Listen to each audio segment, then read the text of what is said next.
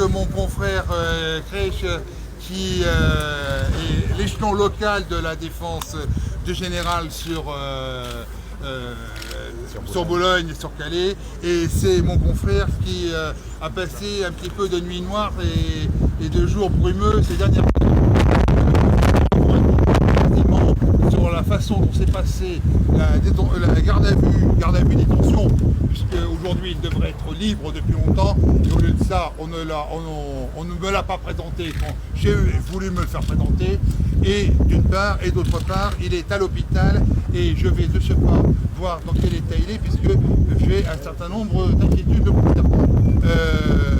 Mais je laisse la parole à mon confrère qui pourra répondre aux questions techniques. Merci. Allez, je suis tout oui. Alors pourquoi il est à l'hôpital déjà? La garde à vue s'est prolongée. 48 heures de garde à vue pour un général certes de 75 ans marathonien qui en a vu d'autres. Eh bien, ça joue beaucoup sur la résistance humaine. Je pense qu'un peu de déshydratation au terme des 24 premières heures de garde à vue.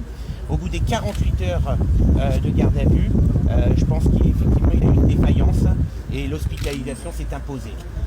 On a eu pris soin effectivement d'informer les autorités judiciaires et la police. Effectivement, il y avait un phénomène de déshydratation qui pouvait effectivement nuire à sa santé. Et ce qui devait arriver arriva.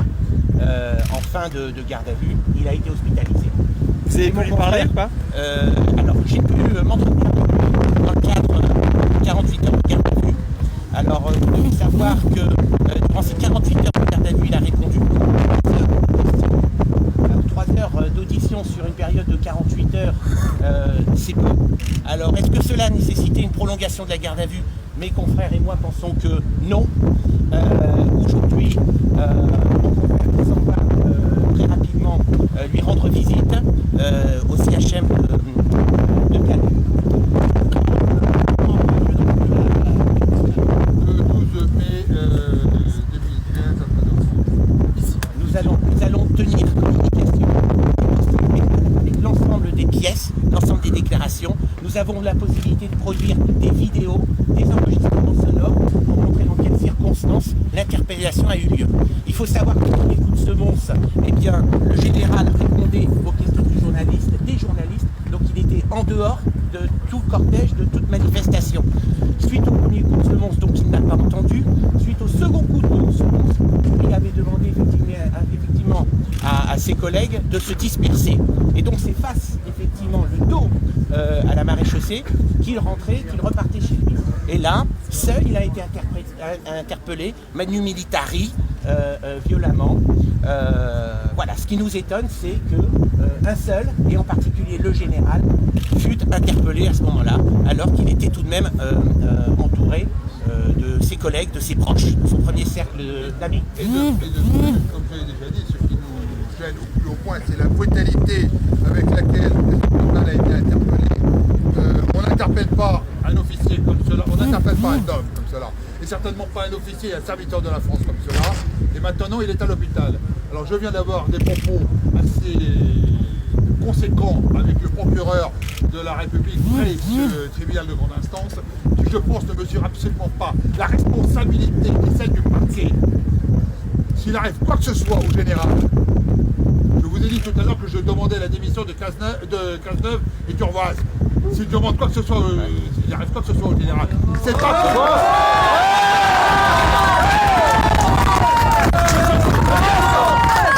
c'est le gouvernement qui devra prendre tirer ses conséquences.